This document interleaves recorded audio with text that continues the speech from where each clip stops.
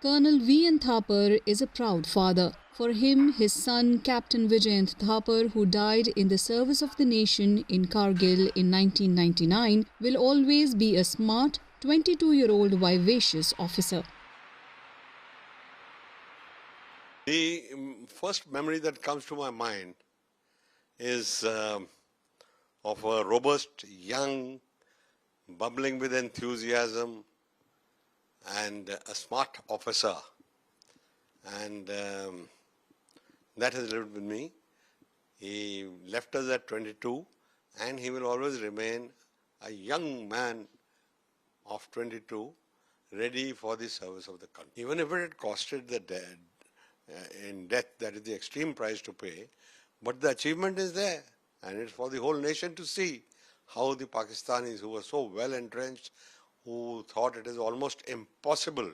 Indeed, it was impossible, but for the enthusiasm and the dedication of these young men, both officers and men, they could evict the enemy from there. Nearly 25 years have passed since the firstborn of Colonel V. N. Thapar and Mrs. Tripta Thapar was shot in the head on June 29, 1999 in the Knoll assault during the Kargil War. The vacuum he left behind remains. Actually, I was not here.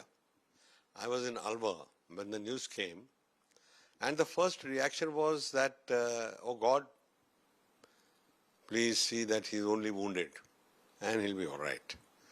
But that was not to be, and he had paid the price, ultimate price for the country's well-being. He had paid the price.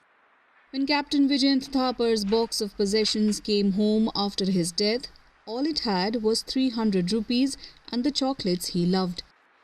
Born on 26 December 1976, he had always dreamed of joining the armed forces. Several members of the Thapar family, in fact, have served the nation. If I were to go a little before his childhood, I think before he was born, he was wanting to join the army. I mean, that he was so much into it.